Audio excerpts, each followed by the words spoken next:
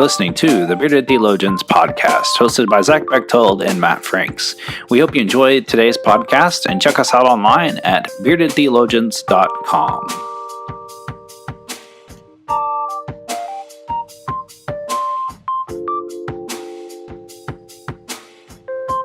You're listening to the Bearded Theologians podcast, hosted by Matt Franks and Zach Bechtold.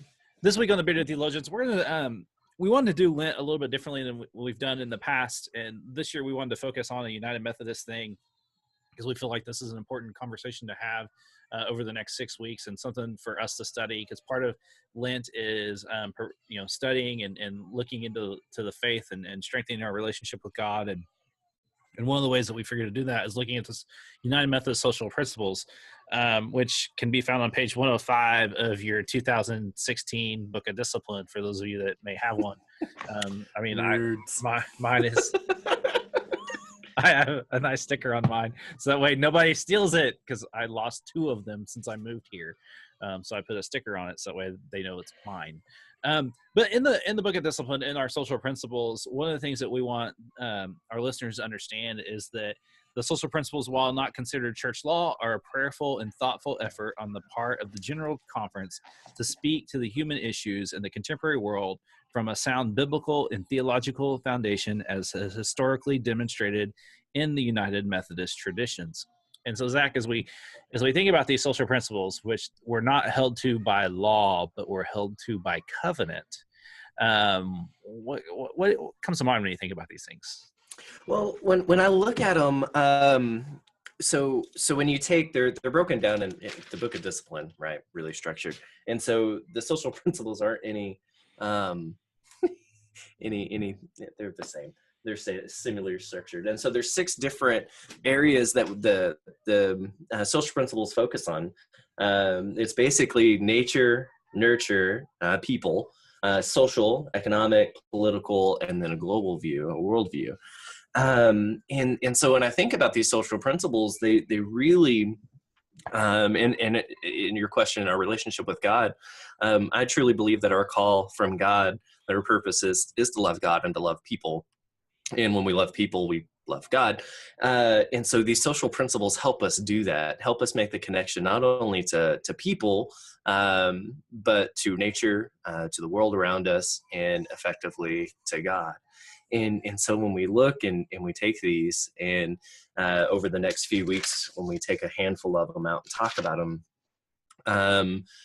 they're really pointed in that way of viewing people as people, viewing nature as creation, viewing the world as something special, and how that works in our relationship with God and with others, and how it brings us together. So for me, that's kind of what it looks. Kind of continuing on where you read, something I really like. These social principles, they're called a faithfulness, are intended to be instructive and persuasive, and the best of the prophetic spirit. The social principles are called to members of all the United Methodist Church to be prayerfully to prayerfully study a dialogue of faith and practice, and that's what it is. It's to put our faith into practice, and here's some ways that we can do that. Well, and I think of,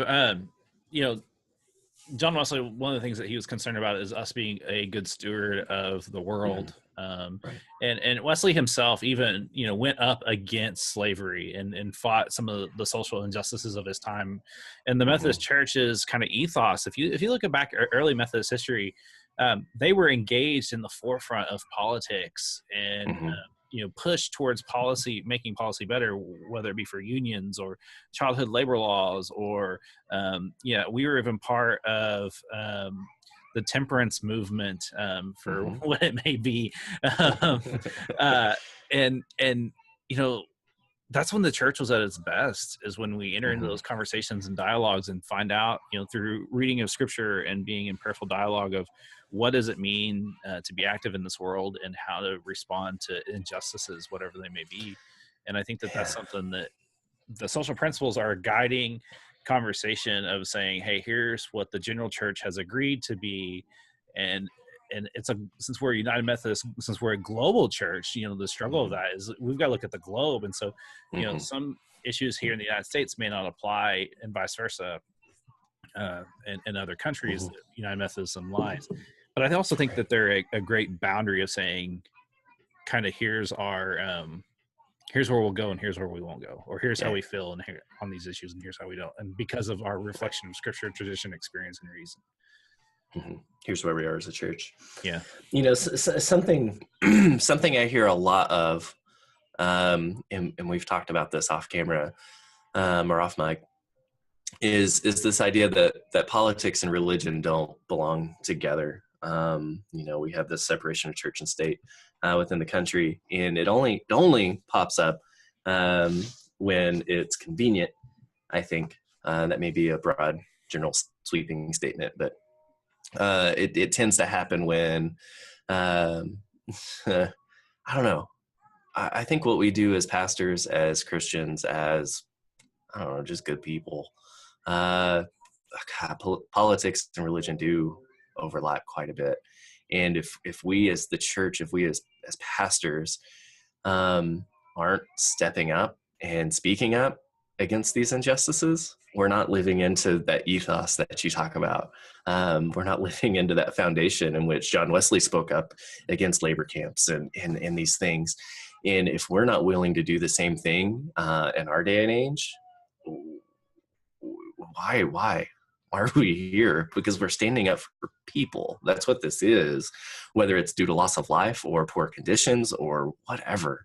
When people are being mistreated, if the church can't stand up and say something and speak out against it, who's gonna?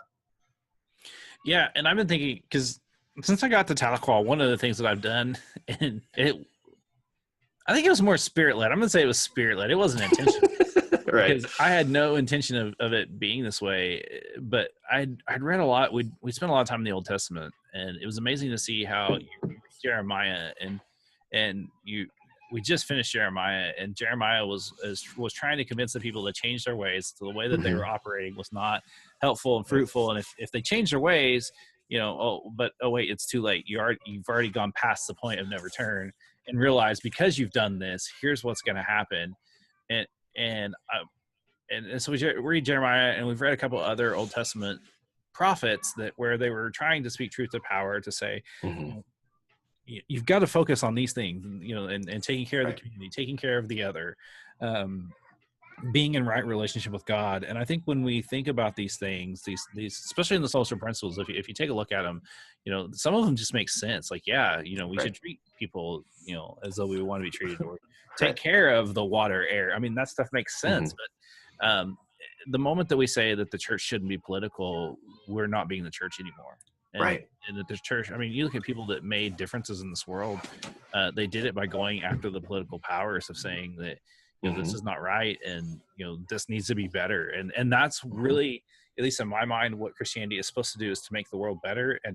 And I will say this, I understand that it hasn't in some ways. And there's been injustices. As someone who's a Native American has heard the stories from my ancestors of how Christians were not treating Native Americans very well. I get that, but I also see that if practiced properly, and this is the Lent, and here's the Lent. If we practice it properly and we become in right relationship with God, then we can take care of the other. We can take care of the world. We can live in peace. But until we recognize that there are some things that are just wrong with this world, that need to change, then until we're willing to have that conversation, we can't do that. And so one of the things that Zach and I we kind of stumbled across as we were working through this and kind of getting ready, is that we also recognize that, in the Book of Discipline in paragraph 509, we don't speak for the United Methodist Church. Only General Conference can speak for the United Methodist Church. And so these are our thoughts, our reflections. We will refer to this document very well because we love it. We appreciate it, and we struggle with it. But we also want you to know that we, the only General Conference can speak for the church. And so we are just regurgitating what has been spoken. We're going to have some really good guests on. Looking forward to some conversation that we're going to have from the social principles. We'll have some blogs. And we want to encourage you in this 40-day journey of Lent to maybe, if you haven't, I mean, I know it's like Friday and Saturday when you're probably getting this and downloading. If you haven't figured out something, maybe this might be something for you to look at and to take up and to prayerfully dialogue over. Cokesbury has a great resource that you can pick up. Or if you want to buy a book of discipline and a book of resolutions, feel free to. God bless you. You know, it's one of those things. And that's the whole thing. The whole part of this dialogue that Zach and I want to have is to look at these things and have conversation and talk about where we agree or disagree, or we can agree to disagree, or say, yeah, I just can't go there.